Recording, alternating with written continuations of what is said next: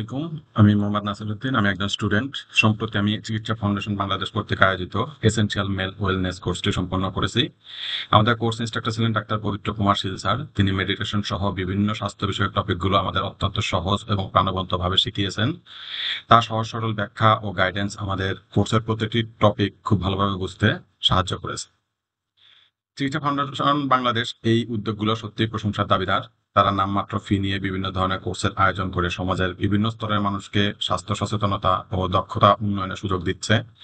বিশেষ করে তাদের চ্যারিটেবল কাজগুলো, যেমন বিনামূল্যে মেডিকেল ক্যাম্প বা স্বাস্থ্য শিক্ষা কার্যক্রম ইত্যাদি, এই কার্যক্রমগুলো সামাজিক দায়বদ্ধতার উজ্জ্বল দৃষ্টান্ত হিসেবে বাংলাদেশে রয়ে যাবে।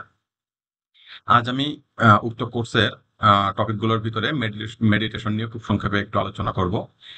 প্রথমে যদি বলি মেডিটেশন কি, মেডিটেশন হলো একটি মানসিক ব্যায়াম, যেখানে মনকে একটি নির্দিষ্ট ফোকাস বা শ্বাস প্রশ্বাসের মাধ্যমে বর্তমান মুহূর্তে কেন্দ্রীভূত করা হয়।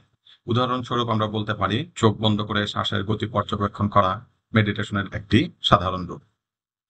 এখন যদি বলি মেডিটেশন কেন জরুরি, মেডিটেশন জরুরি কারণ হচ্ছে মেডিটেশন করলে নিয়মিত যদি আমরা কেউ মেডিটেশন করি তাহলে আমাদের স্ট্রেস কমে, মনোযোগ বাড়ায়, আবেগ নিয়ন্ত্রণে সাহায্য করে। এছাড়াও গবেষণায় দেখা গেছে যে এটি রক্তচাপ এবং উদ্বেগ হ্রাস করে।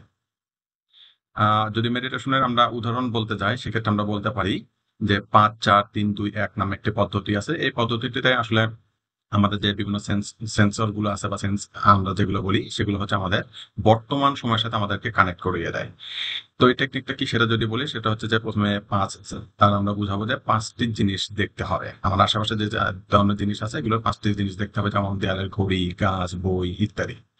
এরপরে হচ্ছে যে ৪টে জিনিস স্পর্শ করতে হবে, যেমন কাপড়, চেয়ার, জামা, কলম ইত্যাদি। এরপরে আমার আশেপাশের প্রকৃতিতে থাকা বা সারাউন্ডিং এ থাকা ৩টি শব্দ শুনতে হবে, যেমন পাখির ডাক, গাড়ির আওয়াজ, ফ্যানের শব্দ ইত্যাদি। এরপর ২টি গন্ধ শুঁকতে হবে। আমি যে জায়গায় আছি বা বসে আছি বা মেডিটেশন করছি সেখানে ২টা গন্ধ শুঁকি, যেমন ফুল, খাবারের গন্ধ ইত্যাদি। এরপর যেকোনো একটা স্বাদ গ্রহণ করতে হবে, যেমন চা বা মিষ্টি বা চকলেট ইত্যাদি। এভাবে যদি আমরা অনুশীলন করি তাহলে আমাদের মন শান্ত হবে এবং আমাদের উদ্বেগ দ্রুত কমে যাবে। সবশেষে চিকিৎসা ফাউন্ডেশন বাংলাদেশকে এমন উদ্যোগের জন্য আমি আবারও আন্তরিক ধন্যবাদ জানাই। এছাড়াও ডাক্তার পবিত্র কুমার স্যার এবং তার টিমের জন্য অসংখ্য শুভকামনা রইল। আপনাদের সকলের সুস্বাস্থ্য কামনা করছি। সকলকে ধন্যবাদ।